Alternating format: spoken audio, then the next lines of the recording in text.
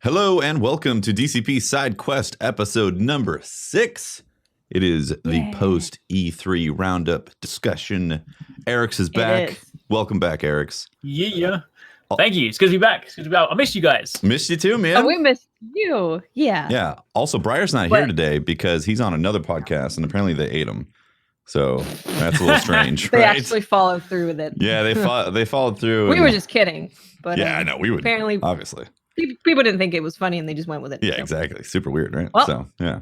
Unfortunate. So it's us three for the show today, and we're going to be talking E3 roundup thoughts, discussion. Also, Arekkz, you got to play a bunch of games there, right?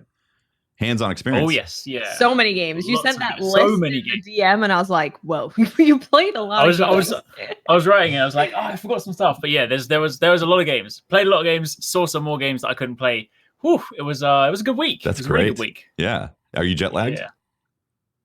I'm not too bad at the moment. I think I'm good for now. And then I've started like training as soon as I get back, and I feel like that kind of circumvents it. Helps, but I'll probably feel it midway during the week. So for sure, it creeps up on me randomly. Yeah. The random jet lag suddenly spiking in when you're making a video. You know? It does, yeah. And usually, like you'll get home, you're like, "I'm good, everything's fine and great," and then a day or two later, you're like, "Uh oh." Yeah. What the hell? Well, we should let you lead the topics then on what you played. What was the standout game that you played when you were at E3? Ooh, so that's a tough one, obviously, because there's so many good games. Yeah, there's different categories, right? So like the obvious, like as a Nintendo fanboy, like Nintendo stuff will take precedence. So Legend of Zelda: Link's Awakening, the remake, is fantastic. Nice. It's just like so awesome because I was playing through it, and like Link's Awakening is one of those ones that I've played through many times. So I was going back through the remake, and I was like, I recognize that area. I know those kids that are throwing the ball there, and like going back through, trying to sort of do everything as quickly as possible. But it's just like that game is just. If you like the original, you will love it. All the memories are there, but it just looks fantastic. I love how it just looks like a little like. I love that art style. Like the tilt shift camera look type of thing. Or I guess macro look, yeah. Oh yeah. Actually, that's true. Yeah, it's actually it's got like a little macro lens, right? Mm-hmm. And the booth when they were there, they had these mini dioramas on top of the playable booth. So they taken segments out of the world and like recreated them with little like models and stuff. It was so good. That's so cool. So I'm excited. That was awesome. I'm excited about that game. I wish it wasn't coming out at the end of September because September is just game constantly. Yeah, it's crazy. It was almost like when I was watching the press conferences, we should have had like a September bingo card because I was sitting there. Yeah. Every time there was a date, I was like, "Please don't do it, don't do it." I was like, "Oh, here we go again." Yeah. And then Twitter's like, "Code Vein, September 27." Right? I was like, "No." It's like the developers looking at what Tuesday or Friday is not available in September. I've basically got like, what is it? I've got like a week to play Monster Hunter, a week to play Borderlands, and then a week to play Destiny, and then in between that, I've got I don't even know how it's gonna happen. I think we need to. Yeah, I think we need to do what Briar said before. We need to have like just 2 Septembers. 2 Septembers. Right? I agree. Like, 2 Septembers. 2 Septembers. Get rid of August. Yeah, I like it. Exactly right. I mean, nothing's there's not much happening in August. Apart from Astral Chain, which by the way looks fantastic. Ooh. That was not playable, but I caught up on the Nintendo Direct Treehouse presentation, and that game looks so good. Like Platinum are incredible at what they do, and seeing that in action, I'm ready for that. That's worth it. That's August for those who don't know what Astral Chain is, could you give a little breakdown of kind of what game it is? What the gameplay? So it's a third person action. Well, yeah, it's a third person action game. So it's Platinum Games. So you'll be familiar with things like Bayonetta, or Vanquish, or that kind of stuff they do. Awesome. So the over the top action, you'll have like crazy combos, crazy different like things you can work with. And then in Astral Chain, it's set in like this futuristic city where monsters have invaded, and you've got this police force who team up with a thing called a Legion, which is basically like your companion. And Legion can take multiple different forms, and you use this and you fight alongside your Legion to battle different enemies. But they can, in the forms they can take, they can do some really cool things. So you control your character normally, but then you might manually control your Legion and then wrap around enemy to like chain them down. So you can create openings. You can then change your Legion into like a dog, which you can ride, into like a bow, which you can fire into arrows. So there's a load of like crazy, and it kind of has that sort of like Ghost in the Shell / kind of Akira / sort of almost weirdly some like Nier Automata vibes as well. So it's kind of got that whole sort of theme around around it. So yeah, it looks very, very cool. And Platinum, there are a few studios where if ever they announce something, it doesn't matter what it is, I'm just like, I'm there. Nice. Like, I mean, okay, like, anytime I say that about Platinum, people are like, well, what about the Legend of Korra game and Teenage Mutant Ninja Turtles? We brush a few things under the carpet, all right? But basically, a few blemishes. Anytime, exactly, right? But basically, anytime Platinum do something, I'm there. And yeah, this is exciting stuff. So that's cool. Like really unique gameplay to have that thing with you that you can use as a weapon, you can use as a companion. It's really cool how they've managed to think of this action kind of game that has this really unique way of playing it. Yeah. So I'm super excited about that. That is Definitely. very cool. And weirdly, they haven't said anything about it yet, but on the official Nintendo website, it lists it as being co-op. So I don't know how that pans out because they haven't said anything about that yet. But that could be kind of interesting because the dynamic as well in game is that you have like you play as one of two twins. You can either play as a male or a female, and whoever you select, the other one is basically your twin in game. So they are, they basically fight alongside you in the police force. So maybe at some point that might be where the co-op works in, but they haven't. As I say, the fact they haven't shown it, I don't know whether it could have been like an error on the website or whether it's just something they're waiting to reveal. So we'll wait and see. Cool. But that was what? So that was cool. So that's coming out in August. That is August. I think it's like 30th or 20th. So it's towards the end of August, basically. That's really exciting. Yeah, because Nice. there's not many games that I'm wanting to play in August, and Destiny will be like right before going crazy and right before the crazy September. So that would be perfect to hop in. Nice. For August. Yeah. There definitely needs to be more games in that window with that sort of like where there's that like post, because now we're in this post E3 lull. There's invariably not a lot that happens in June and July, and obviously you have games come in August, but you know there's that kind of 2.5 month slow period where there's not a lot of stuff. I mean, there are a few things coming out. We got Mario Maker, we got Fire Emblem, but outside of that, there's not a great deal. Wolfenstein expansion, or I mean Wolfenstein. Yeah, so like the Youngblood, the standalone type of thing that's coming out in July. So there, it's. I wish they would move things into the summer because, like, people buy games in the summer now. Exactly right. Yeah? Maybe just don't put them all in September. Just take some of the September games, bring them forward. I'll happily play them. People aren't going to Toys R Us to buy a cartridge to bring it home to give it as a gift as often anymore. It's more like there's a constant consumption of games now. So it'd be nice if they spread it around. Yeah. That's fair. Yeah. True. Before, we got to talk about Zelda. All right. Because we said Link's Awakening, and we obviously need to mention the sequel, Breath of the Wild 2, which apparently is going to be darker than what we've seen before, which is exciting. That blew my mind. Darker than Majora's Mask. Yes. Yeah. I didn't get to watch the conference live, but I woke up and I saw that news, and I was like, "What? Breath of the Wild sequel is in development? This is unbelievable." Yeah. It was like because that's the one where because obviously Nintendo have that they just streamed that one, so we were sitting in the hotel room watching that, and you know that was a pretty packed direct. I mean they literally started with the Dragon Quest Smash character reveal, ended with another Smash character reveal, threw in Animal Crossing, threw in a load of other stuff, and then at the end of it they were like, "Oh yeah, by the way," I was just like. It was that weird sort of moment because the very first thing I saw was like the green kind of text. I was like, that gave me those Twilight Princess vibes initially. I was like, oh wait, is this going to be like a Twilight Princess remake? And then obviously as it kind of panned closer, we were like, oh no, this is Breath of the Wild. So then it's like, oh, is it Breath of the Wild DLC? And then it's like, no, this is new. And then when Ganondorf like snaps his neck, and it's like, oh, no way. It's pretty wild. So because there's a couple of really cool things in there that like I'm super excited because Breath of the Wild is one of those things where. I think I kind of said this like on the show before. It's one of my all-time favorite games, but it's so close to Ocarina. But I just never quite feel right saying it's better than Ocarina. In some ways, in many ways, it is. But as a whole package, there's a few things it doesn't quite do. So I still it doesn't sit right. We're sort of like saying, oh, it's beat Ocarina. But I feel like if they did a sequel and they took some of like the core Zelda mechanics from traditional Zelda games like Ocarina and Majora's and worked that into a Breath of the Wild framework, we genuinely could have the best Zelda game we've ever had. That sounds amazing. Do you think its open worldness takes away from its ability to be that special formula? Yeah.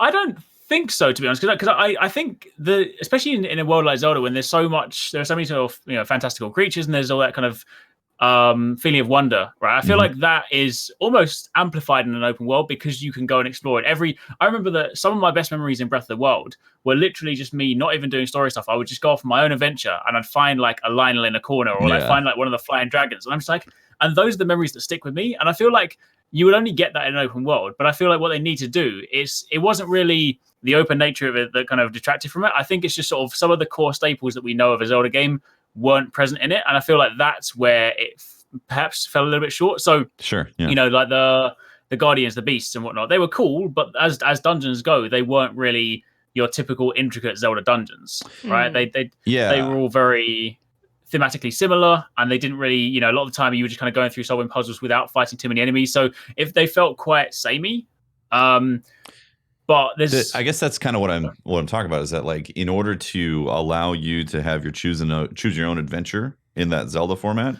they kind of have to make things more open to lots of interpretation, as opposed to having more of a formula where you have to do this dungeon first because it unlocks this ability that then leads you to being able to unlock this dungeon, which has these abilities you have to use to then, you know what I mean? Like that kind of pacing that happens.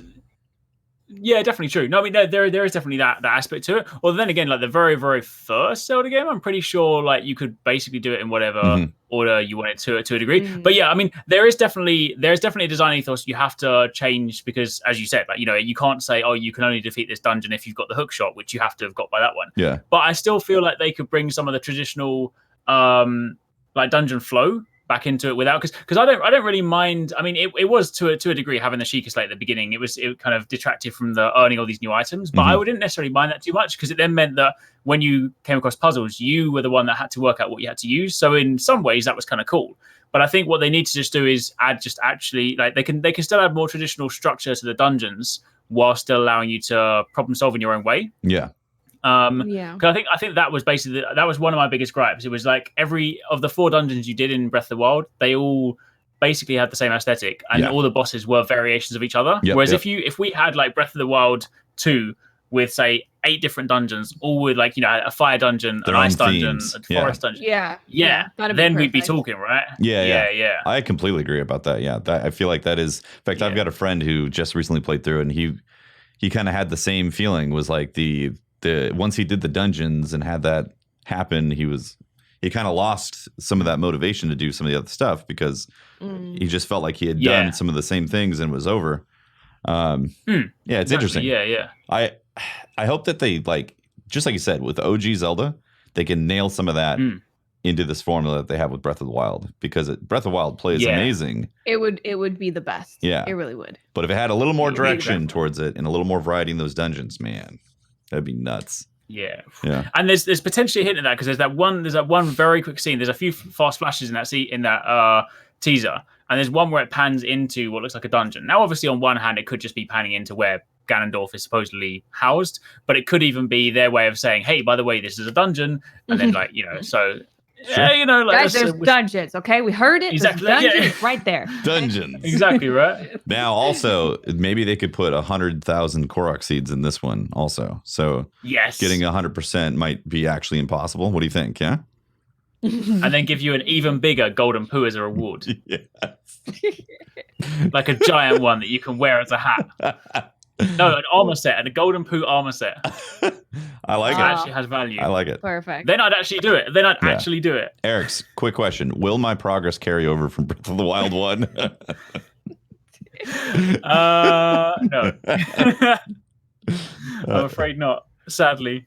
Oh, it may do. You never know. There's also a really interesting potential like hint in that trailer as to sort of like the potential mechanic for it, because obviously, you know, in Breath of the Wild we had the Sheikah Slate the whole time. Well, then towards the end of the trailer, there's some like green energy going around Link's arm, and there was a concept art a long time ago where there was a Link without an arm, and his arm then manifested into different items like a hammer and a bow. Whoa, crazy! So imagine if they used the logic of the Sheikah Slate, but instead like expanded it more than just like, oh, you're gonna magnetize this thing. Instead, it's like, oh, my hand actually becomes like a Megaton hammer, or becomes the bow, or becomes the hook shot. That could be really cool. That would be really cool. That would be really cool.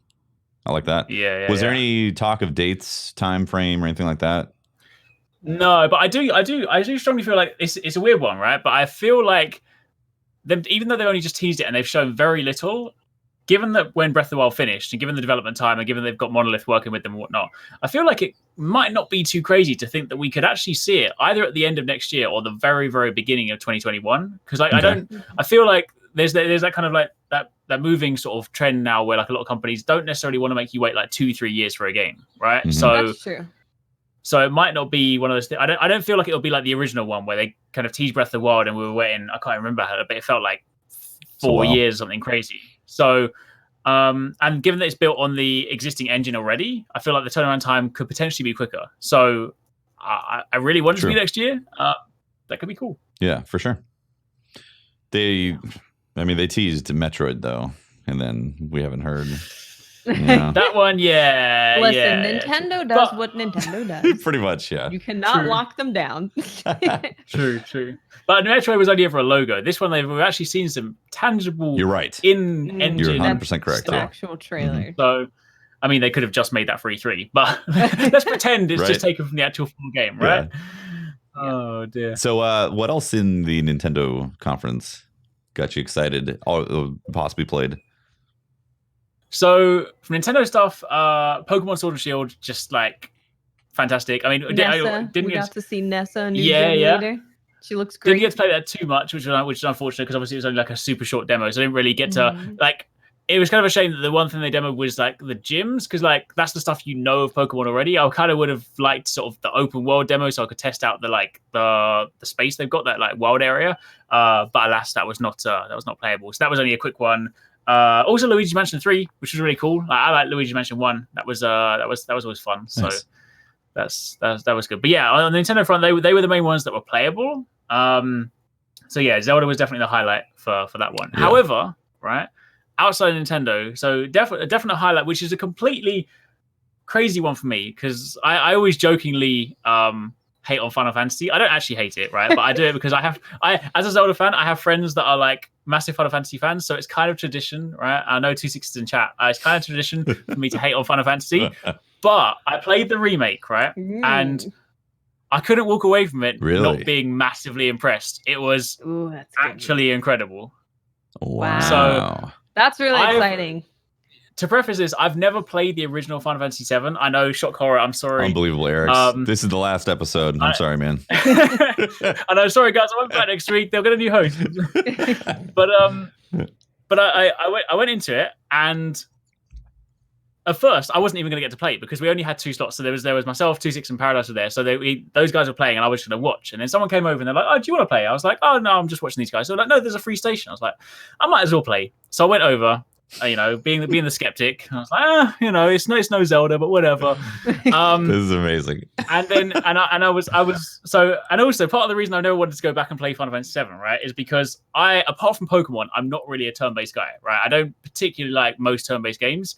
It's why I gravitated more towards towards Zelda or in the RPG space, things like Tales of, because it's more real time. So I picked this up and I was like, oh, okay. Oh, I've got control. I don't have to sit around. Because the reason I find turn-based annoying is because invariably, right, I like to challenge myself and fight things that I shouldn't be fighting. Mm-hmm. At least if I've got control over my character, I have potential to win. Meanwhile, if I'm standing there and I'm like, oh, it's not my turn. Oh, damn. Okay, I got hit now. Yeah. So that's always my gripe. But so I went in, I played it. I was like, this looks good. It feels good.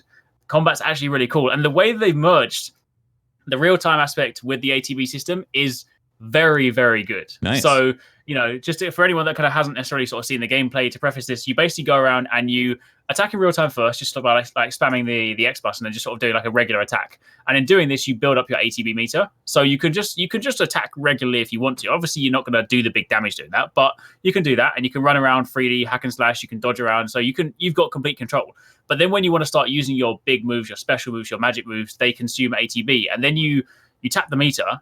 And you go into this like bullet time slow motion mode, and everything like moves super slowly. And you select your moves, and then suddenly it comes out with the crazy big moves. Yeah, and so good. It's crazy. And then when you have a team, like when you've got like 2 team members as well, you can then, in the process of doing this, you can set up your team. Like I set up, say, Cloud's move, and then switch to. This is where I'm really bad with names because I haven't played it before. The dude with the gun, Brig. I don't know. Is it Brig? Is his name? I think. It's been a long time since I played it. I played it on the OG PlayStation.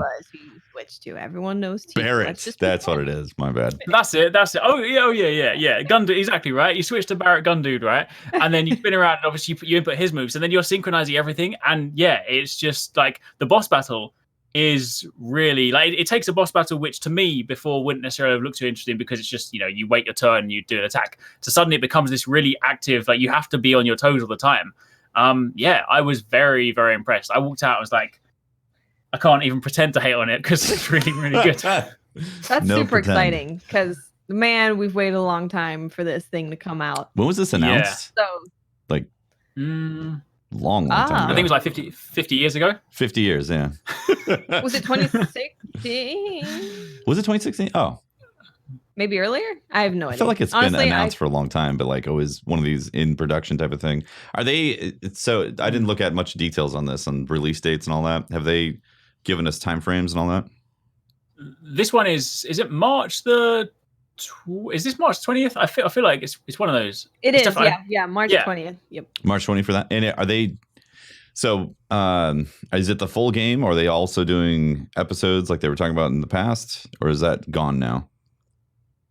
So this one is one's episode. So the episode that's coming out is apparently just Midgar, so it's just a city. So they're obviously expanding on that. So it'll tell the traditional story, is my understanding, but they'll obviously use that scope to then build out and tell more of a story. So I don't know. I'm curious how that's going to feel. That chapter. Having that game broken up episodes. I mean, like I said, I played it back on the PlayStation long time ago. I was like in high school. Very long time ago. Yeah, so I remember it. I remember enjoying it, but having that broken up in episodes, I wonder how that's going to feel. Like, is it going to feel like the Hobbit movie being split up, into multiple episodes? Yeah. Yeah. And then for someone like, go on. No, I'm just, we haven't seen a game like that be episodic, right? We normally see things like The Walking Dead or Life is Strange. Those are like episodic games, but to have like an action kind of RPG as an episodic game, I'm very intrigued to see how they do that. I hope they don't just make us wait 3 years for another episode, because that's my worry, right? We've had it was announced, we had to wait a super long time to find out anything else, and then they're like, yeah, it's episodic. But at least if we wait forever and then it comes out, it's out. We can play it. Yeah. But with it being episodic, it's like, ooh. Right? Be like, first one, another year later, and then they're like, well, we hit some bumps, and 3 years later, we finally get the next episode. So we're redoing it all. Yeah. And then they were like, then they pull like a Hobbit, and they're like, well, the final chapter was going to be one game. We've made it 3 more games. Yeah, exactly. Oh, no. And in actual fact, the final boss battle is also 3 more games in itself. I'm excited about that. That would be interesting. Yeah.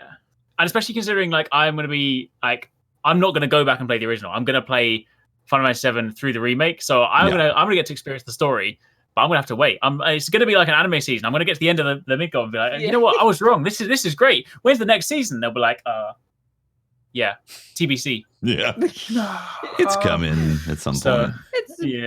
It's in development. Yeah. It might be one of those things where I might want to wait until I know when the last episode is getting launched to then play it, because although I just sit down and have a full playthrough. Yeah, exactly. Depending on unless the playthroughs or these episodes actually are really long, they've like put a lot of stuff in there, which is possible. Yeah. I don't know. We'll have to see. On Final Fantasy news, people might not care about this, but my group of people do. Final Fantasy VIII is finally getting its remaster. Oh my god! Ooh. So I was very excited because they announced that they were remastering all these Final Fantasy games, like basically every single one, and then Final Fantasy, I was like, nope, sorry, but it's finally happening. I'm so excited to be able to play Triple Triad on my Switch. So nice. Yeah, Final Fantasy VIII is my favorite. I love it so much, so I'm so excited for that. I never played that one. So I will be able to play the remake and get a first-hand experience, first-time experience with that. Yeah, it was my favorite. I love it so much. I love everything about it. Cool. Did they announce a date on that, or is that just a TBD? They did, yeah. I can't remember though. I think I was too excited. Gotcha. Hype it's blurred. Soon though. Soonish. soonish. Nice, that's cool. Yeah, someone in chat will tell us. I'm waiting. Probably September. Yeah, it's September 13th, maybe around there. Yeah, exactly right. Cool. What else in the E3 news? Excitement. Things that you played, Arekkz. What else? Things that you played. Yeah. I know you played Monster Hunter. So I did, yeah. I'm intrigued to know what that feels like using the new weapons with the not new weapons, but new moves with the grappling.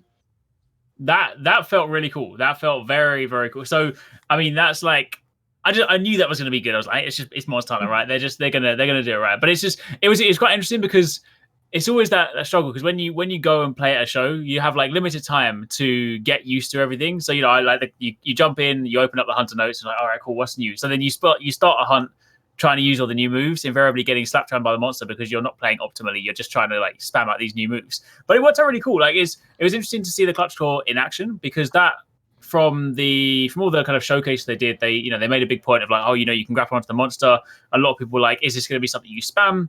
And in reality, like, while you technically speaking can spam it, it's not something you actively want to do, because it's not going to be the most efficient way to play. You tend to use it more sporadically, like in general gameplay. You'll grapple on, you'll get some slinger ammo, you make your weak point, and then you kind of don't think about doing it again for a little bit. So it doesn't actually end up being one of those things that has polluted the gameplay. You're not going to suddenly see teams of people just like firing claws left, right, and center. And then the new moves were very, very cool. So nice. The Charge Blade one was super awesome. Like just the Savage Axe Slash, it just takes the weapon to the next level. And then I was on the Capcom live stream for that one, and then I managed to cut T-Rex's tail off with the new moves. So I was like, yes, that's cool. Nice. It was, that's good. Super style points. That was very cool. Longsword is just like super stylish. Like everything that kind of we sort of saw style points from the teaser videos. Just like, it's so much more fun to play in game. But there's I just need more time with it, though, because we had to like jump on the booth, and you've got like there were 3 different things you could hunt. So there was Jagras, which obviously we fought before. We're like, I don't want to bother fighting that. There's Bambaro, who's like super cool and fluffy. He was kind of the easy one to fight. And then there's T-Rex, who my very first time, I was like, hey, I haven't fought T-Rex for a while, but it's fine. I know how to fight this guy. Let me just go in and just use Charge Blade, use these new moves, and just try and learn against this guy. I got completely destroyed in my first hunt. He was like, no, you don't learn on me. You go and learn on this guy and come back to fight me. I was like, okay, I'm sorry. But yeah, it was most time is I cannot wait. It's just like, that's cool. I need that now. Yeah, I need that. Hey, I mean, it's coming in September. We're good. September, yeah. Of course. Yeah, exactly right. Yeah, great. It's not like I've got anything else going on in September, so that's completely fine. Easy. It's right? Good. I'm looking forward to it. For a game, I have to put in 300 hours to grind out the build I want. Great. Exactly. I have time for that. I can do that in a week. Right? It's possible. Yeah, easy, right? Just don't sleep. Yeah, exactly right. As long as there's no like pre-Destiny prep you have to do or anything like that, then yeah, you'll be fine. Yeah. Maybe we'll see. Yeah. However, right, there is a game, right, that needs to be spoken about, right? This was like my sleeper hit. It probably, like, putting all fanboy stuff aside, and a series that I'm like known to be like fans of, Bleeding Edge is. I want to hear about that. Yeah. Probably one of my highlights of the show. That's really interesting, because it's by Ninja Theory, right? And the most recent game that they made was Hellblade. Cinema Sacrifice. So it was very interesting when they announced what Bleeding Edge is, because I was like, whoa, that's totally different. Yeah. Can you give a quick rundown what Bleeding Edge is? Yeah. What is Bleeding Edge? How does it feel? Give us all the info. All of it. Sure. So it is a 4v4 arena-based kind of battle action game. So you effectively think of it like kind of like a hero game like Overwatch, but in a 4v4 arena setup. And it's a lot more, although you have like ranged characters, it's a lot more like melee focused. So you've got these, your teams are split into 3 different classes. You have like assassins, you have I think it's like tanks or like the heavier guys, and then I think you have support as well. And then you basically go into these arenas and you have to capture points whilst also battling people around you. And then, but the way that it works is not just like a regular King of the Hill. The actual game flow is actually pretty cool. Like you're loaded to the area, and then only certain zones will be active at different times. So you're always navigating around the world as your team. To get around the arena, every single character has like a cool like movement mechanic. So some of them have like hoverboards that you can then summon, and you can like scoot around the hoverboards. But yeah, combat wise, like it kind of works in a sort of similar like hero setup. So, you have a few different abilities that go on cooldowns. So you'll have typically like 3 different abilities, and you have a super ability which charges up. So very familiar if you played anything like, whether it be MOBAs, whether it be hero shooters like Overwatch and stuff. This definitely it'll resonate like that. But I definitely feel there was a stronger melee focus, which is really cool because I find in a lot of those games, especially the shooter ones, you have like melee options, but invariably that ends up being like an afterthought. Whereas in this one, I mean, while there are still, gunner classes and rage classes, there's definitely felt like a bigger focus on being like, melee action and whatnot. So it's definitely, So that was super cool. But it's one of those things that like I want people to see more of it, because I feel like weirdly, people that have played it, they've absolutely loved it. But then people that kind of watched it at E3, some people have been kind of like, seeing it like a negative light, because I think they saw it and they were like, well, this isn't what we wanted from Ninja Theory. And like, bear in mind, Ninja Theory have been developing this for ages. Like they were building this before the Microsoft acquisition, right? Okay, yeah. So some people were like, oh, Microsoft bought Ninja Theory. Why are they not making this another story game? It's like, chill. Like, their team can do multiple things, right? Yeah. But like, do not sleep on this game. This, like, I feel like this has the potential with the aesthetic, with the setup, with the whole way that it's being, stanced. I feel like it has the potential to like really blow up in the same way that like Overwatch did, if it's kind of received in the right way. I'm kind of getting like For Honor future vibes, right? Like, so melee combats. Yeah, to a degree, probably not quite as combat simmy as like For Honor. Like it's still very much more like imagine you're playing DMC but in like multiplayer. Okay, yeah. So it's a lot more like combos and hack and slash kind of thing. So there's still like there's still strategy to it, but I feel like in For Honor you need to be a little bit more proficient in the physical combat aspect of itself, whereas this is more like ability driven, if you see what I mean. So okay, gotcha. Yeah. So but it's just like this on so many levels. Like the character and the art design for that game is incredible. Like I love the whole phenomenal. Sort of like like the bright color, sort of like punky, sort of neo-punk kind of setting and whatnot. Every character's got their own unique theme to them. Like I played as like the ninja character with like the horns on his head, the demon mask, and he was the assassin. So kind of painted all sorts of pictures. Like the character that I played as, he could go invisible. He had like shuriken that he could throw at people to slow them down. He had like a secret sort of like dash blade move, and then his super was like this 1,000 strikes kind of thing where you go in a circle and you just kind of run up in the circle. But stage is really cool as well, because there were even like environmental hazards in the stage. So when we were like, some of the control points, they take place on a train track. So at one point we were literally running up to the train track and the enemy team were like taking the point, and then a train just wipes through it and just kills people. Like, so that was cool. Can you throw people off the edge? Well, maybe, because I think there are some moves that can kind of push you back. So I guess to a degree you probably could potentially get a push. Can you push them into you can the actually For Honor people into off the edge.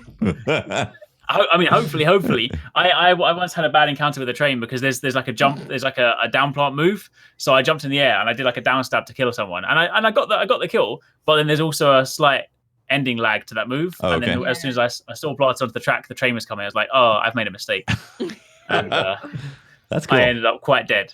So is it first person, third person for people who haven't seen anything about it? Third person. So yeah, you get the kind of like slightly raised just behind the shoulder kind of camera. So you get to which I really like, because you get to see your character because they look so cool. Yeah, because the thing, right, is you can make so many awesome skins for characters if that's the case, and you can, and the art design on this game looks so good. So I can't even imagine if they bring out more skins for characters that you can find and get. That's cool. Gonna be exciting.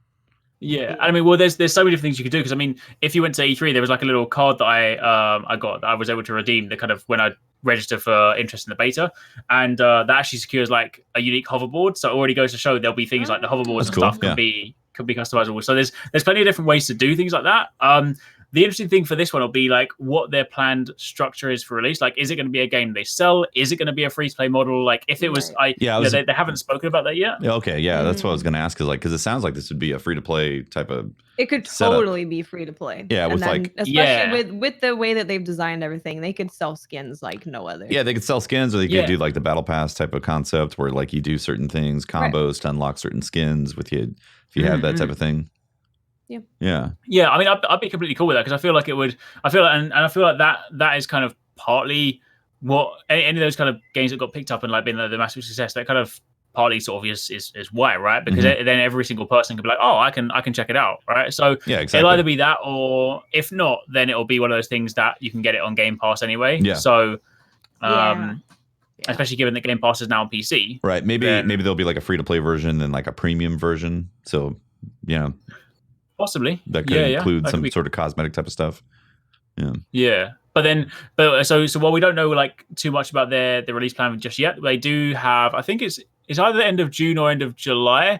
They have a technical alpha, nice. So people can register for that now on the website. So then you can kind of get involved and stuff. So yeah, I'm hoping they can like show some more gameplay, because obviously short of like a few tiny B-roll snippets, I think that might partly be also why people weren't sure what it is just yet, because you have this really cool trailer which shows off the the amazing art style for it, but there's only like little bits of gameplay. But I think when someone sees a match and they're like, oh, this is actually really, really cool to play. Because once you start playing to like a higher level, you have like all the team synergies going. So when we played, it was like 3 of us and then one of the developers. So he kind of set up the team, gave us some strategies, told us like how to think about playing and whatnot. And then you can definitely see how it's going to be. When you get those high level plays, it's going to be a lot of fun. So this is definitely a game I want to play a lot of. I gotta say, when I played Hellblade, the combat was really satisfying in Senua Sacrifice. Hellblade, yeah. So thinking about that, what they've already done with that type of game, and seeing it, or the concept being brought into a really good action melee combat, like that's you've piqued my interest. Before, I was kind of in the same camp. I was like, I don't know if I really need this game in my life right now, but right, because it's like, oh, it's Ninja Theory's up, and they show this trailer, and you're like, I don't really know from this trailer what. I mean, you explain what it is, but I don't get to see anything that really makes me go, ooh, I want to try that. Yeah. So yeah, I want to sign up for the alpha. Yeah. Get some hands-on. Yeah, some hands-on experience with it. That's cool. Yeah. No, definitely that'll be. Yeah, they are really good when it comes to combat, because as you said, they did like the DMC thing before. They did, DMC. Yep, absolutely. Yeah, enslaved and stuff. So yeah, combat is definitely like that feeling in like in an arena game. Then that's gonna be good. Yeah, exactly. Yeah, interesting. Cool. What else? What other highlights from E3? What else? Let's see. So probably a few that are. I mean, Borderlands, obviously, like Mo's just felt really good. You got to play Borderlands. Yeah. Probably my favorite Vault Hunter so far. I still holding up for Flack. I feel like he's my favorite one. Yeah. But the ability, like, because all the skill trees for Mo's specifically pertain to her mech. So they, you have different options. So you have like, a railgun on one hand, like a melee hand, a grenade launcher, which can turn into like a huge rocket barrage. Nice. So there's loads of cool different ways to mess around with that. So in terms of like what we saw, it was very similar to what you see in the gameplay reveal, because we ran through the demo where you fight Mouthpiece, the musical boss.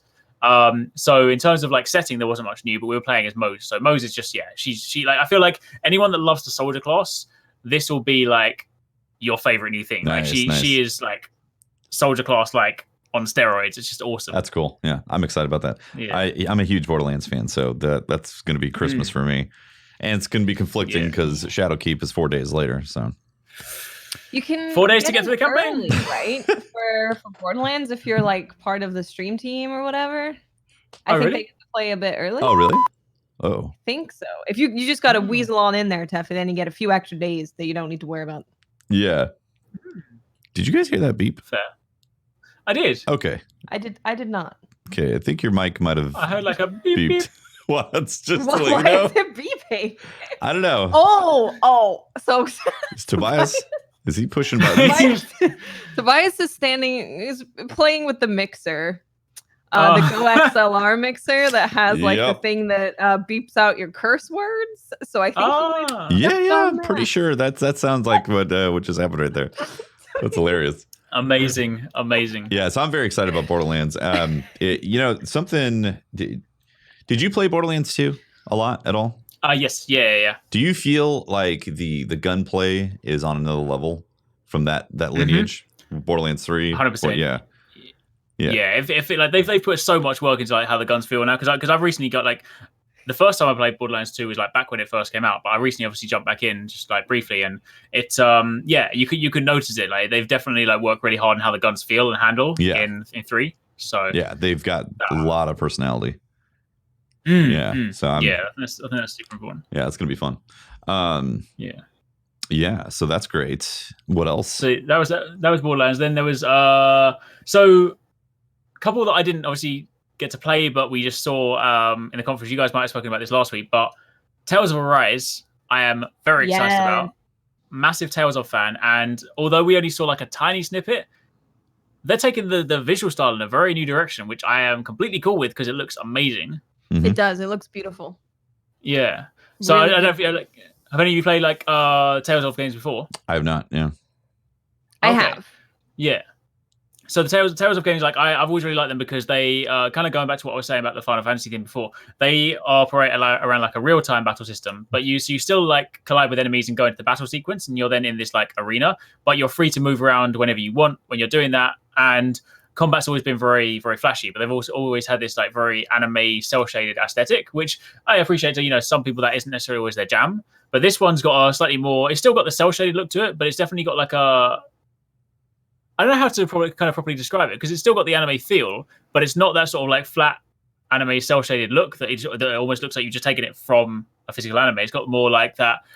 I guess it almost looks more like Scalebound to a degree. Mm-hmm. That sort of visual style to it. But they also mentioned like there's only a tiny bit of information about the game. But they mentioned that it's going to take the series in like a new direction while still staying true to the kind of linear battle format. So I don't know whether, for example, in the gameplay they showed, we didn't see any like bounding circles in your battles. So I don't know whether that implies that maybe they're going to make it so that you have like a more open world combat aspect to it. But there's just always been so many kind of cool things you can do in like the Tales of games. You know, there's loads of different equipment to get, and you've always like your costumes obviously always changed. Whereas you know sometimes in RPGs you get armor, but it just doesn't actually change. Right, I hate that. Oh, I see it in the little thing, and I'm like, this looks so cool, and I put it on, and nothing changes, and I get so sad. That is always so annoying, right? So Tales of has always been like, you know, right at the end of the game, you can like there'll be times where you can go to the beach, and you got like wearing a snorkel and stuff, and you can then take that into the final battle and just wear like swimsuits and the ridiculous stuff, but it's just a brilliant game. I like it. They've always had some really cool stories, so that having that come back was very cool. And also the other one for my wee brothers and sisters out there, PSO2. My goodness, finally, right? Yeah, 2012 they were thinking of bringing it to the West and crossplay. That's crossplay, right? Yes, free. Although I have heard, rather unfortunately, well, not necessarily for you guys, but I have heard at the moment that it's only US. They haven't specifically. I'm thinking that's just an announcement thing, and I'm thinking towards nearer the time they might mention Europe, or it could be a licensing thing. Either way, I'm playing it, but I sincerely hope it have to play on US servers. Yeah, I heard that. It could totally just be a case of we've been able to lock down the licensing for US and we're working on the others. It's not going to be a problem, but we just haven't locked it down yet, so we can't say that it's releasing for sure.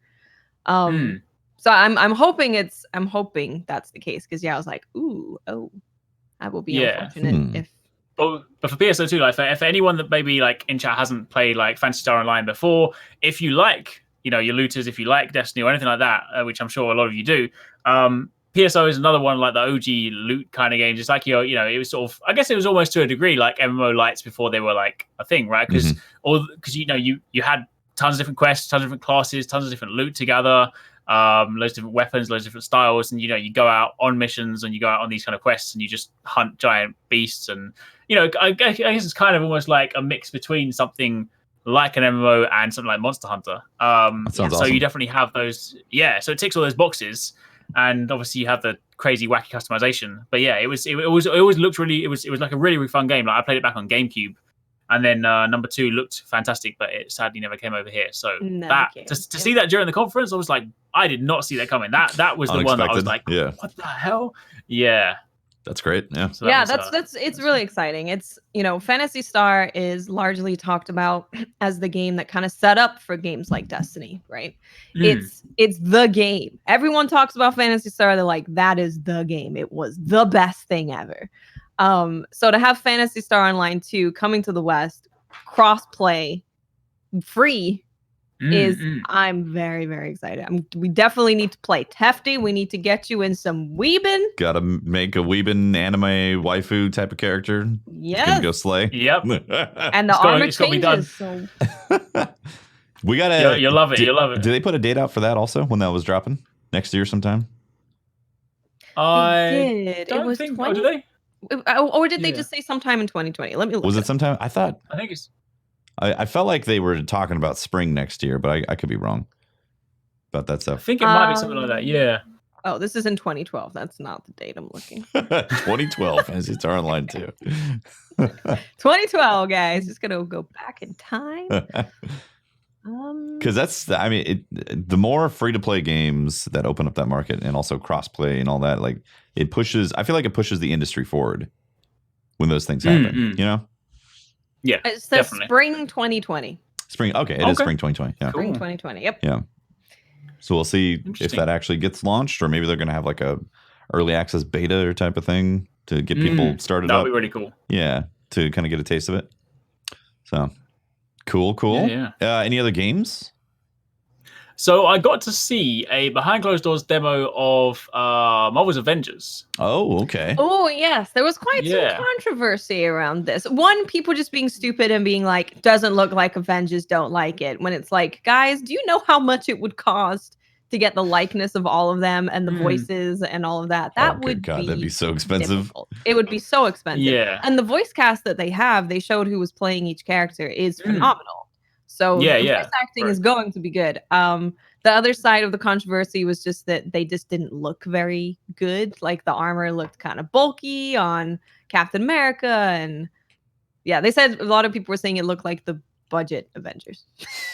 Budget Avengers. Poor man Avengers. So I'd be interested to see what you thought of gameplay and stuff from seeing it. So I think it's one of those interesting things. So gameplay for that when I saw the demo, so it's one of those, they showed like quite a linear demo. So off the back of the presentation, where we saw the kind of cutscene where they're on the bridge and they're doing all the fighting around the bridge, and then they have like the big explosion, and then obviously you see what happens after that. What we saw during the hands-on demo is what I assume is probably what you would play at the beginning of the game, like the tutorial mission. So it was a very kind of linear showcase, but it also kind of showed you like how the characters interact with the environment. So it would basically be like, there was an alert on the bridge, and then you start off I think we started off as Thor, and then we kind of ran towards, dealt with some enemies, used his abilities to like throw busters out and interact with the environment. And there's environment interaction, which is kind of cool. And then obviously it switched to you got through your section as Thor, it then switched to Iron Man. He then flew in and used some of his abilities, and then seeing their abilities in action is actually really cool. I think it's one of those ones where when you have those character models, and I will admit, like when you look at the character models, they don't look amazing. And I think it's one of those, and on one side, when I first thought about it, I was like, oh, maybe it is because I'm just so used to seeing Tony Stark and the characters like that. But then someone raised a good point. They were like, well, when you look at like PS4 Spider-Man, they made their own character and no one complained. I think it might just be like the actual physical models. It almost looks kind of like, I don't mean to be rude to anyone that kind of created it, but it almost looks like when you create your first 3D Max character, when you're learning the software and you have a default template, it looks like kind of default guy. So, but I mean, that's something they could always work on. But like when it's in motion, and obviously you're looking behind the character, you don't see it as much, right? So you kind of forget about that stuff. So when the game's running through, and you're seeing Thor like throwing his hammers, casting huge lightning storms down everywhere, that looked quite cool and quite flashy. It then went through to Iron Man. It went through to Hulk. Hulk was probably one of the coolest ones because he was literally just like running through everything, and he's got like the ability to, like he does in the movies, he can actually like, jump off walls and like leap across gaps and stuff. So that's cool. When it flowed through, it looks quite cool, like seeing it all in motion. But the problem is, it was quite hard to understand what you do as a whole. Like, so I'm excited for it as the concept because as a massive Marvel fan, I'll play it regardless. But it's quite interesting because if you go way back before we saw the reveal, there were rumors going around that this game was going to be like an MMO light, like a kind of Destiny with Marvel, right? But then in light of the presentation, it makes it sound like it's more going to be like a story-driven game where they then expand the chapters, in seasons. That's kind of what it seemed like from watching the presentation, was that it's more so of, I guess you could think of it as like a Monster Hunter type game where there's a story that you're playing through. It's not like a do whatever MMO, build your own character up kind of thing, but you can play online with your friends. And you can also matchmake. I believe they mentioned that you can matchmake. Yeah. Okay.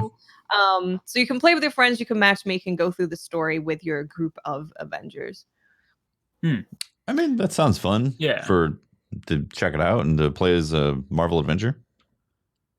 Yeah. I think the interesting thing for them is will be like when they show more gameplay. I think what they need to do is they need to show how the game evolves outside that intro scene, because it's like anything. If you play any of those video games where like even in Destiny, it's like an open world, like you can kind of go and do what you want. But then the very first story mission, it would be like demonstrating in Destiny 2 when you're doing the fight in the tower, right? That's quite structured and linear. And if that was the only thing you ever saw, you might be like, well, I thought this was supposed to be like an MMO light. Like, where's all the openness of it, right? Yeah. So, and that was basically the problem, because what they showed was like, oh, the game looks nice, it looks cool, seeing all the abilities is quite flashy, but how does it play? And we still don't necessarily know that. Have they actually exactly? Have they specifically said what the game is supposed to be like, or is it still just kind of like the developer rumors as to what it is? I'm not 100% certain. I haven't had a chance to like catch up on everything from like that week, so I need to sort of see what else they've kind of said. I haven't seen like there's like an official website description or anything. But yeah, they've definitely lent more so on the like co-op action. Kind of, they're telling their own story. They said that it is going to be like their own original story. So on that aspect, it'll be kind of interesting. So it's at a state right now where like my interest is peaked, and I'm like, I want to know more about it. But at the moment, I'm just like, I guess in the same way as Death Stranding, I'm like, I don't actually know what this game is, but I'm waiting. I'm kind of here. Like, Spider-Man was really fun. It was a great game, but you're not going to spend a bunch of time post after doing all that content. It's like once you've played Spider-Man, you're good. And I feel like if they do that with the Avengers game, I'll be fine with that too, so long as it actually plays good, right? Right. Yes. Yeah. But I think that's the most important thing. If it is like an MMO light type of thing, like I don't think I've heard anything specifically from the devs that say that that's what they're trying to shoot for. I could be wrong. No. Yeah, but no, I think it was largely speaking like rumors and stuff that was going around before, or it might have been one of those ones where that was like, plans have shifted and changed and whatnot. Exactly. So not entirely sure yet. But to be honest, I mean, like as you said, Spider-Man was awesome. So like even if it ends up just being like a solid 20-30 hour 4-player co-op Avengers game with an original story we can play through, we can just like be the heroes and just like boss through some enemies, and then occasionally you come back for like a story expansion, I would also be cool with that. Like, not everything needs to be like a never-ending game. Not everything has to be Destiny. Not everything has to be WoW. Yeah, exactly. Yeah. It'll be interesting to see how it plays. I know they said they were adding new heroes and new story and stuff, and that's for free. Well, I guess Avengers, are they here? They're heroes. They're heroes. So we're starting off with this group of heroes, Avengers, and then they're going to start adding them more down the line for free. So you don't have to worry about, I can't afford to buy this thing, and I really want to play the new Avenger. The one thing that I guess kind of I had questions about was, I assume there's not going to be more than one of the same Avenger on a team. You're not going to go through a story mission with 4 Thors. I'm pretty sure probably not. I mean, they didn't state it explicitly, but I would imagine it would be weird. So I guess then if you do, when you're queuing up to go in and you're Thor, do you like wait for a group to open up that doesn't have Thor? Yeah, or maybe like you all get match made and then everybody has to pick their character real quick, like Overwatch and comp or something. Could be, yeah. And then you're not going to get the one you want, and then you're going to quit, and then you're going to go again.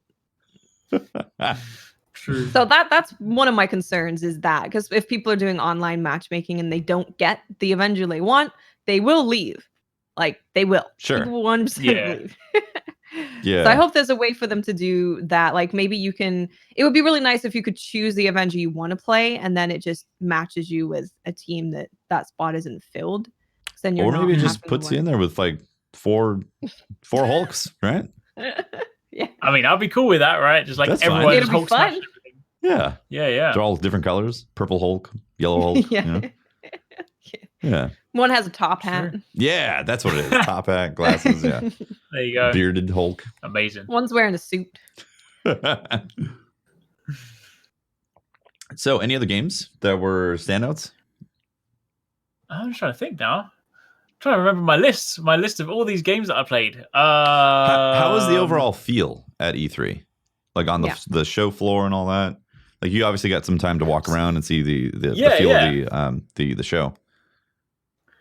So I mean, so overall, it was still like the excitement was still there. It's still like super awesome, but it was definitely it was weird. There was kind of like a weird sort of noticeable gap with Sony's absence. Yeah, because they always have a big booth, right? Yeah, because like normally, if you go back a couple of years, before Microsoft did their own thing, the structure used to be West Hall was like Microsoft and Sony's booths used to be opposite each other. They just like have that stare down thing, and then Nintendo would also be over in the West Hall. That's kind of where the the like first parties used to be, and then South Hall was predominantly where like a lot of third parties were, which was used to be annoying because if you had any appointments, you're going back and forth between the halls. This year, West Hall might as well have been called Nintendo Hall because it was basically Nintendo Hall and a load of indies, and then South Hall was all third parties. So on one hand, I didn't really have to walk too much for appointments, which was kind of handy.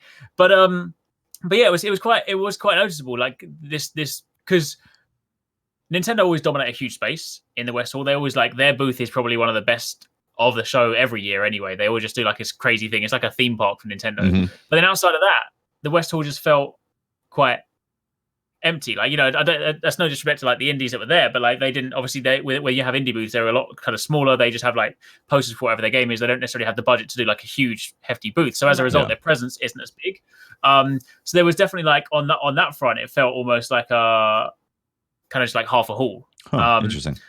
But then you on the flip side, you go to the South Hall, and then, you know, you walk straight in, and there's the massive Borderlands booth with like 100 stations, these huge statues. To the right of that, you had like the massive Final Fantasy booth with, you know, the remade part of like Midgar. You've got the you know, behind that you had the massive Monster Hunter booth with the huge statue of Volcana. So on the South Hall, it was almost like business as usual. Like everything is, you know, you walk into it, and you're like, yep, this is E3. Like, you know, there's you know, you're walking around, there's tons of people.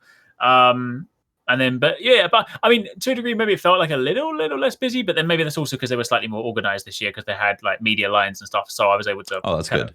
scoot in and out. So that was nice. Yeah. But yeah, it is quite interesting to sort of think about like what Sony's doing now, because I mean, you know, they've even on the route to E3, it's like they've been kind of just doing their own thing. And okay, on one hand, it's very expensive to have like a booth. Like, you know, they cost like millions anyway. So if they're not going to have anything they immediately want to show, sure, it's a wise business decision not to necessarily be there, right? But at the same time, you know, there's stuff that, you know, they had some streams before E3. They had some, you know, they've had their like state of play ones, but none of those streams are like, you know, hitting the same numbers that like a typical E3 stream would. So you got to ask yourself, like, is it paying off for them? Is it actually being good, or are they just like hoping they can? Are they just like playing the quiet game for a little bit, and they're just going to come back at the end of the year? So go big. So it's suspected that the PS5 is going to be next year, 2020, like holiday 2020, right? Yeah. Do you think it's smart for them to not have any presence talking about that system when it's basically a year and a half out? I don't think so. I mean, I think they should have, like, even if they, I mean, it's hard to sort of say. I feel like there still should have been some kind of presence, because when you've got, because especially if you look at the Microsoft press conference, right? They had probably one of like the best press conference this year, and theirs was also almost 2 hours long. And part of the reason for that is that obviously any third party that otherwise normally would have been like, well, let me show up in Sony's press conference. They're like, well, Sony's not got a press conference. So they're like, well, let me go to Microsoft. So as a result, they had this huge presence. And then admittedly, while Microsoft didn't show their console, and they still had one of those presentations where they were just like, here's the specs of Scarlet. That in itself is still like, you know, voiced presence that Sony at the moment, like all Sony's done is like, they've got their blog post being like, here's some specs. Microsoft have been like, we're working on this. It's going to be incredibly powerful. This is what we're doing. So they're already... It puts out messages into the gaming universe, right? Like, so people are, it's on the tip of the tongue to talk about, the future of next gen, what's happening. Not having any presence from Sony makes it feel like it's an afterthought. Yeah, obviously it's not an afterthought, but like that's the impression that you kind of walk away. Yeah. You know? Yeah, it's difficult because you otherwise you need to think to yourself, well, all right, what do we have throughout the rest of the year? Like, you know, for someone like Sony to make like a big splash, they're going to have to pick like a big show. And like, you know, while you've got things like PAX and stuff, they're invariably not where you do like hefty gaming announcements. So they've basically got Gamescom, or they've got the end of the year where they would normally have PlayStation Access. Now last year, sorry, not PlayStation Access, PlayStation Experience. Last year, they also didn't have PlayStation Experience for the first time. So maybe they bring that back this year and have their like end of year PlayStation Experience, like a huge, almost like their E3, which, you know, on one hand would be massive because then there's no one else to compete with them, because, like, you know, Xbox doesn't have an equivalent show. And then they could then do all their announcements. Then they could be like, well, all right, next year we have the console. Maybe they're waiting. Maybe their stance is like, let's wait for a little bit, because then when we announce it, we're going to show the console. Yeah. Maybe that's their stance. But yeah, honestly, it's a weird one. I don't really know, because it is one of those kind of things, especially in this kind of growing debate where a lot of the time, if ever there's like talk of crossplay and stuff, it's always like, oh, Sony have said no. They're almost becoming like this image where it's like, oh, we're not going to show up, and by the way, we're also blocking everything, and everyone's like, oh, what is Sony doing? Yeah, they're isolating themselves even more, it feels like. I wonder what their actual plan is for how they're going to be announcing things. Are they just taking a break from E3, like you said, because they don't have a ton of stuff to show? And then maybe next year they show up big and they have a bunch of things that are showing. But yeah, I don't know what their plan is, because like you said, it's we always hear that Sony is stopping crossplay, or they have terms and conditions that they want companies to agree to that aren't very friendly. And they're separating themselves so much from in this day and age, it feels like what. Sony's the anti-consumer like platform right now, and everything else is moving more towards prosumer, pro-choice for all of your gaming platform. Like play anywhere, play with whoever you want. Whereas Sony is very much so like, we want to get all the exclusives. You only play on here, no crossplay. Yeah, they don't want, and some of the excuses that they've given in the past has been misleading about that stuff, when clearly they just want people on their platform to stay there. So it is weird. I mean, I feel like it would have been better for them to have at least a little bit of a presence at E3, just so they're part of the discussion. I mean, because it could have still been like a huge booth where they could have had like third-party stuff, like even if it was just like, I don't know, a behind closed doors demo of like Death Stranding. Okay, if they didn't want to show like Last of Us or anything like that, okay, if they decided to keep that, that's fair enough. But they still could have had some stuff. But then maybe it's the cost, because I mean those booths are like astronomically expensive. True. It was kind of interesting that, speaking to sort of someone at E3, like one of the sort of organizers, they were saying that it's supposedly if someone doesn't turn up for a year and they relinquish their space, it's not apparently as easy the next year just to go back and say, oh, I want my space back, because if they relinquish that space, it then gets given to other people. So while I don't feel like it would be impossible for Sony to turn back up, apparently it won't be as easy to them literally being like, hey, can we have our West Hall spot back, because that's obviously changed and stuff. So I don't know what the dynamic would be going back. Or maybe if they do decide to go back next year, they'll just maybe they've looked at what all the other companies are doing, because now, I mean, this year EA run their own event, Ubisoft run their own event, Microsoft run their own event. Maybe next year Sony will be like, you know what, let's not spend like 2-3 million pounds on a booth space, and let's just use that and rent our own space, because I mean, I'd be willing to bet, if you look at something like Ubisoft space, I mean they have, obviously I know they're a different scale to Microsoft and Sony, but their venue is like it's normally like a loft or like an apartment kind of thing, so that can't be anywhere near as expensive as an actual booth, and then they've got the complete freedom to do whatever they want there, and then they just need to ship all their equipment in. So it's no wonder. I feel like fast forward a couple more years, and E3 will probably just be like, hey, it's E3 week, but we're actually in loads of different places. So absolutely, because that's kind of what's already been happening, like you said. Yeah. Well, it's fascinating. It's going to be interesting to see what happens with a PlayStation experience in December or November, whichever it is. See if they are putting in that those type of marketing things. Because obviously, with PS5, PlayStation Experience will be 1 year out from PS5. Yes. Supposedly, right? So that's if they're gonna launch a new console, it's got to be like some momentum, right? Yeah, definitely. Yeah, I'm very interested to see what their plan is, because they're very quiet. There's very, very quiet, suspiciously quiet. Yeah, so exactly. I don't know if they're planning a huge, big thing where they're like, "Oh my God, this console's coming out tomorrow, guys, go buy it." And The Last of Us 2 is on there, and I don't know. Imagine that. maybe the reason they're going so quiet is because like maybe they're waiting to hear all these, because I know you can't be super reactive when you come into something like manufacturing hardware, because you have to do a lot of planning. But maybe they. Oh. Here it is. Oh, there it is. There it is, guys. Wait, hold on, Arekkz. Oh no! Back up 1 second. Okay, you're back. That wasn't bad at all. Yep, they're not too bad. Go. Oh, he froze again. Wait, let's just give 1 moment. I think it's the ghost of Sony coming in and pausing. They're just like no crossplay, no Discord chat. Yeah. No Discord. Are we back? Yeah, we're back now. We're back now. Yep, go for it. All right, cool. No, I was just saying that maybe. Right. Oh no! Discord, why? All right. It's because I'm on the US servers, right? Fourth time's a charm. Fourth time's a charm. Yeah, I know. I think we're fine. Oh no, never mind. Why I don't is know why 4 it's freezing times so much now. Don't know. It's all right. Okay. I won't move as much, and maybe that'll be the solution. Maybe. I don't know. What I was saying was, in the past, Xbox One X was like the most powerful system, right? Right. And Microsoft have always been having that marketing thing where they're like, we have the most powerful console on the market. Maybe Sony are like holding out as long as they can, so that maybe they can hear as much as they can about the Microsoft system. Yep. We're more powerful than the X. Could be. Right. Yes.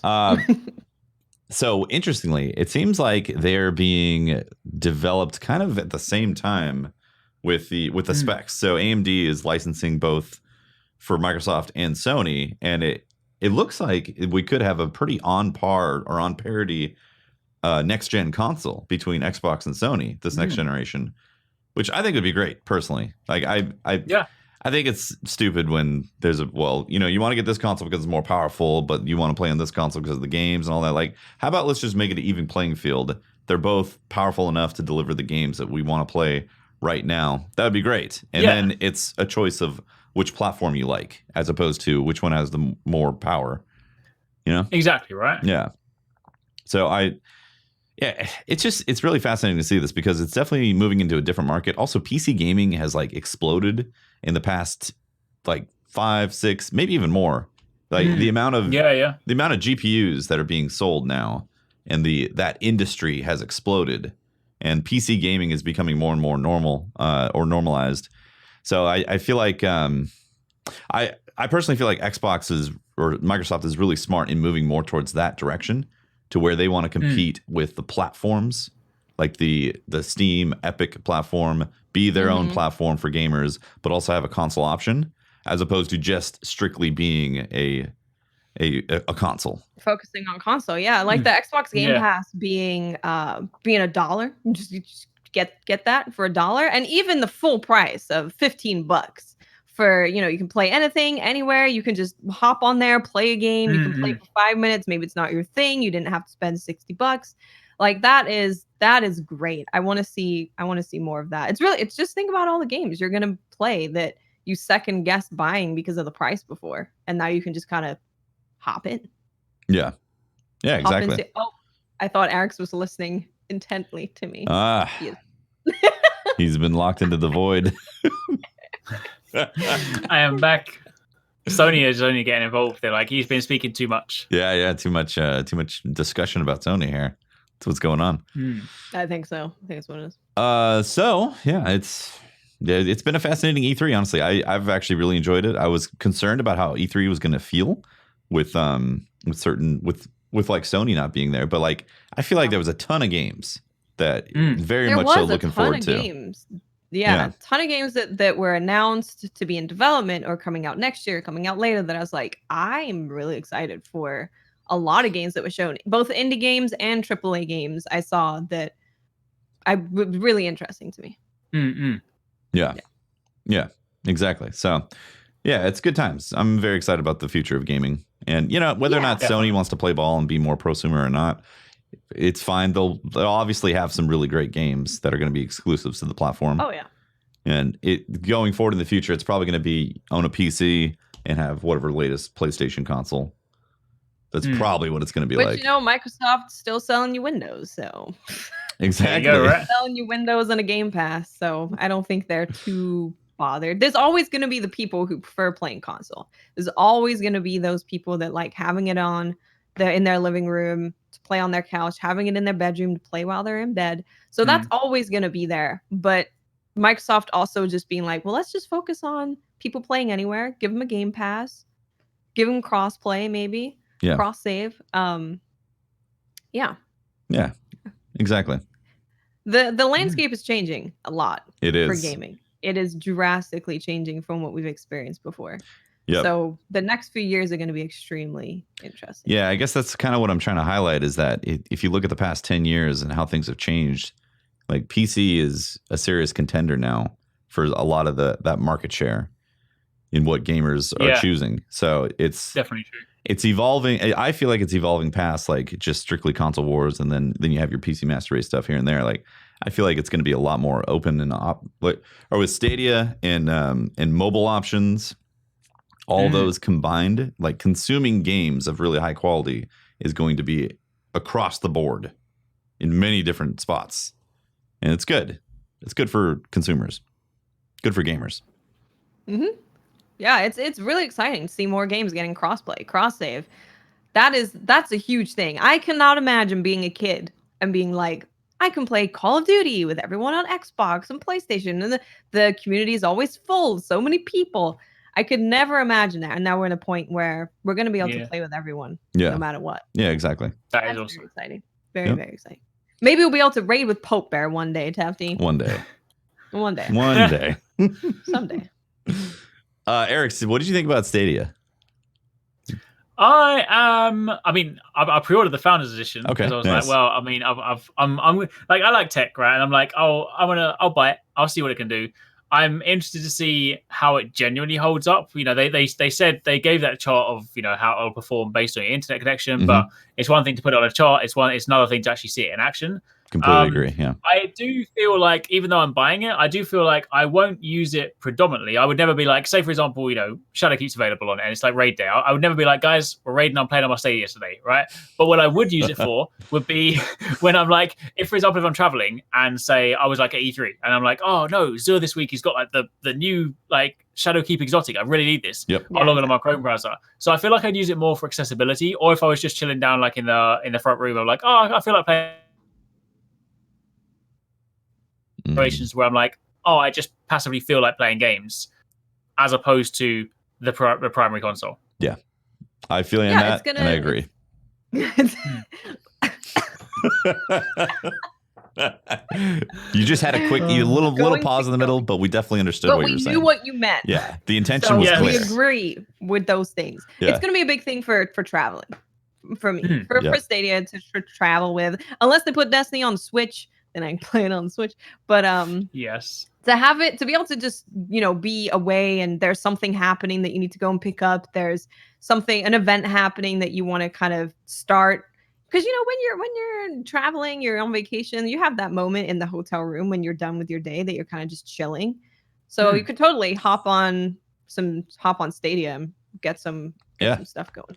Yeah, I mean, so that's what I'll be using it for. For a monthly fee, being able to get 4K 60 FPS, PC grade graphics on there, like that's really impressive, honestly.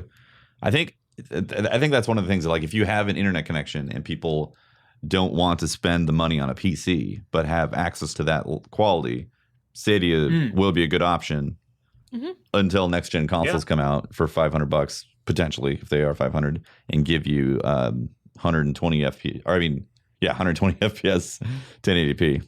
That's going to be a game changer once that happens. So we'll see. Yep. Yeah. Was there any other E3 news that we wanted to talk about, or is that the show? I think that's pretty much it. I think that might be it. That's pretty solid. Next week we'll be back to talking about games that are coming out. I don't know. What are we talking about next week? Next week we're going to be complaining about Lord of the Wolves and Iron Banner. Oh wait, that's for a different show. No, we can maybe do by next week I would have completed Cadence of Hyrule. I'll talk about that. Ooh, nice. Ooh, let's do that. That sounds fun. That's very exciting. Cool. Well, that's SideQuest. SideQuest complete, right? SideQuest complete. Thank you very much for watching, guys. Shout out to all our patrons to making the show happen, making it a reality. We do appreciate all you guys, and thanks for tuning in live as well. And yeah, my name is Tefty Teft. You can talk to me at Teft on Twitter and catch my streams, twitch.tv/TeftyTeft. I am Miss 5000 Watts. You can find me streaming on Twitch, talk to me on Twitter, watch some videos on YouTube. Just look for Miss 5000 Watts. And you can find me over on YouTube, youtube.com/ArexG, and also on Twitter at Arekkz. Probably getting hype about Zelda. Absolutely. I agree. I'm hyped about Zelda as well. That stuff looks great. So many good games coming, guys. I'm so scared. Many. Yes. I'm actually scared for September. Physically scared. I'm physically scared too. What? September kind of scares me. All right. Thanks for watching, guys. We'll see you next time for another show. Bye. Bye. See ya.